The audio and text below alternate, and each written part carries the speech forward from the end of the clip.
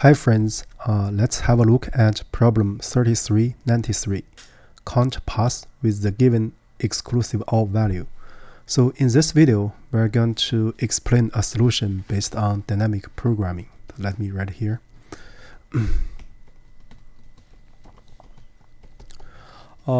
So here we are given a grid. So we want to find the number of passes from the upper left corner to the bottom right corner with the prescribed exclusive OR result of the path. So that here, for example, in example 1, so the path should have exclusive OR result key, that is 11. And meanwhile, there are some constraints which actually simplifies the problem. The first one is that we can either move to the right or down. And also the exclusive OR of all numbers on the path must be equal to k. So this is the hard one, the second one. But this first one actually simplifies the problem, because for the first row, for each position, we only have one possible path. Similarly, for the first column, right, we only have one. Also, we need to pay attention that the final result should be in the sense of modulo this big number, 10 to the power 9 plus 7. And here the constraints are the following. M and N are bounded above by 300. And also the element in the grid is bounded above by 16, strictly less than 16. So essentially from 0 to 15, there are 16 possibilities. Similarly for key. So with that said, we are going to write a dynamic programming solution. So here, let me quickly use example 1 to roughly explain the idea. And then we can go to the coding. And within the coding, we can explain some more details. So first, here we have 1, 2, 5, 7, 10, and 0. And 12, 6, and 4, right?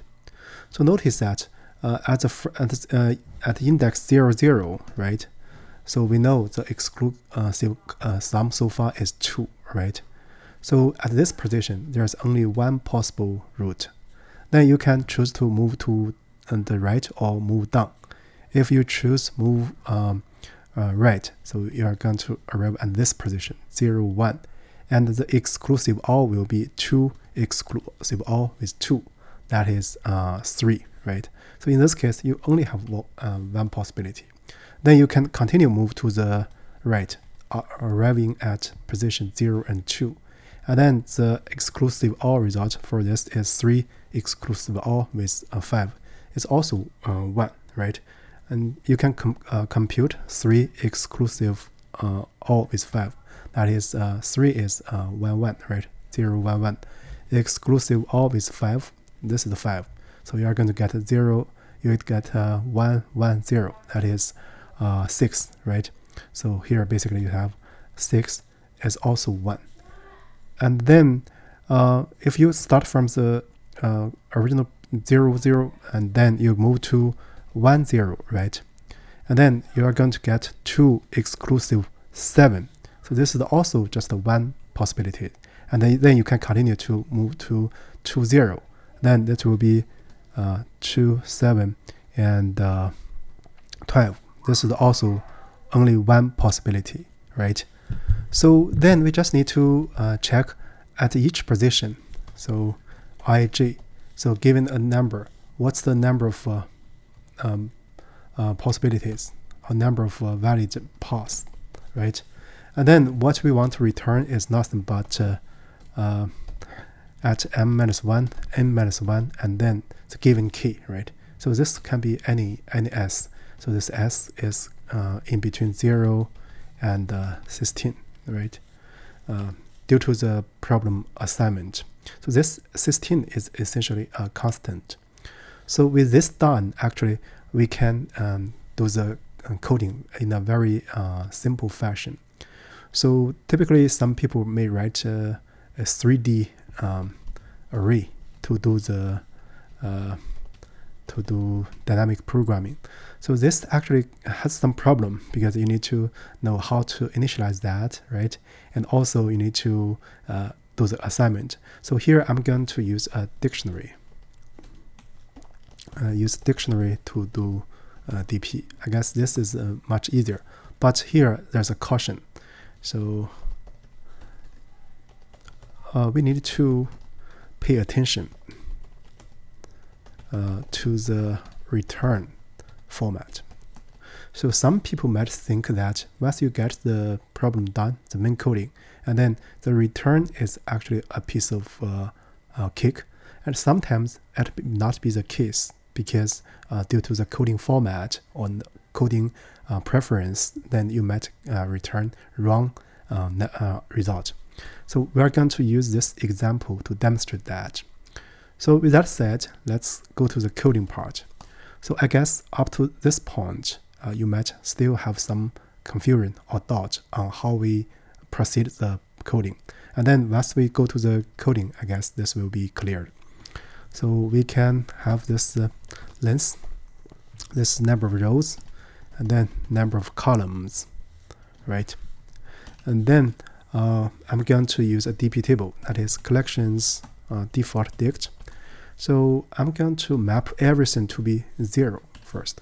So this 0, basically what we want to do is we store a tuple ig and the possible exclusive OR result up to the position ig, and then the number of paths. So that's what we want to do. First, we want to set this first row, right? These numbers, right? 0, 0, 0, 1, 3, 0, 2, and 1, 0, and 2, 0, right? So if it were 0, it means no valid path. That's actually very natural. In other words, the initialization is in good sense. So now let me first set the first row, right?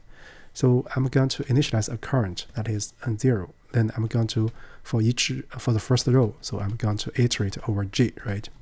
For j in range m. Then we first update the current to include the exclusive OR with the current element, that is 0j. So once we got this, then we are going to set dp.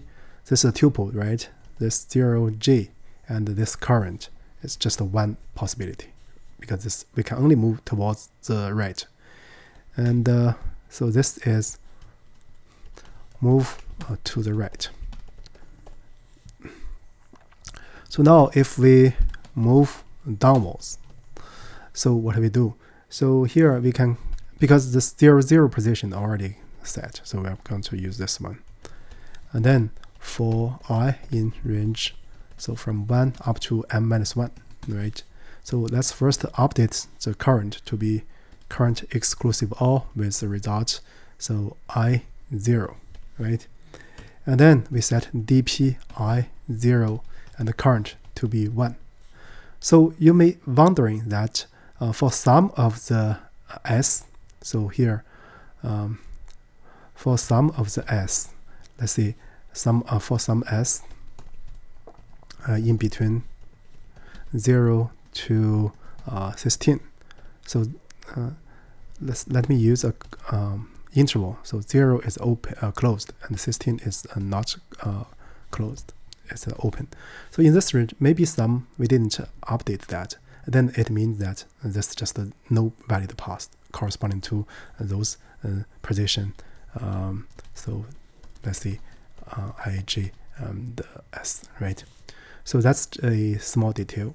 So once we set up those, then we are going to set the middle ones, right? So 1, 1, 1, 2, and 2, 1, 2, 3, if you use example 1. So that is for I in range, so 1 to m. For j in range 1 to m, right? Then, so because we can only move from right to left, not from current position to the left, to the right, or downwards, then to arrive at ij, right? So you can only from this one, from up to downwards, or from same row but from the left to right, right? then that's the only position index we are going to consider. Then basically we need to consider all the possibilities of S. So let's use a for loop for S in range, so 16, right? Then we want to set dp I, J, and S, right? So we actually, for this position, this is not good, because though we want to consider all the possibilities, so we might actually consider this. So S exclusive all with the current ij. So this S is from those two positions. That's actually much easier to code. So for this one, what we are going to do, so we are going to, one is this one, I minus 1, J, and S, right? So if you, at this position, your exclusive all is S, and then at the current position, ij, so the exclusive all will be this, right? So you, from I minus 1, J position, arrive at ij, and then you do update the exclusive all pass, and then do the increment. And also it's possible you come from I, J minus 1, and from S, right? Of course, there might be something for the two positions for some S, those are zeros, right? If you add 0, for sure it's 0. If all those things are 0 for all the S, it means for this position ij with this exclusive all result, no such valid pass, right? So that's the dp update rule. Let me comment that. General dp update rule. So once we arrive here, so actually we are ready to return. So here what we want to return is dp m minus 1, n minus 1, and the k. Then we need to modulo 10 to the power 9 plus 7. So this is a big prime number. So with that said, I guess we are ready to do some check. So if you do check, it passes the first example. So now you do this.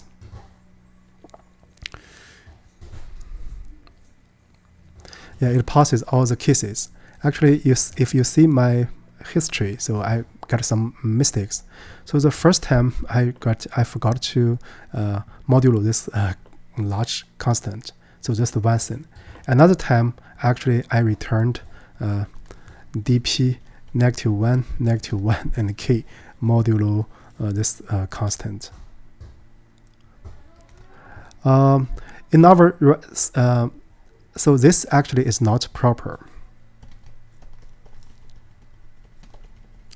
because here what we did is actually we're using dictionary. So if the k like -1 is not in this and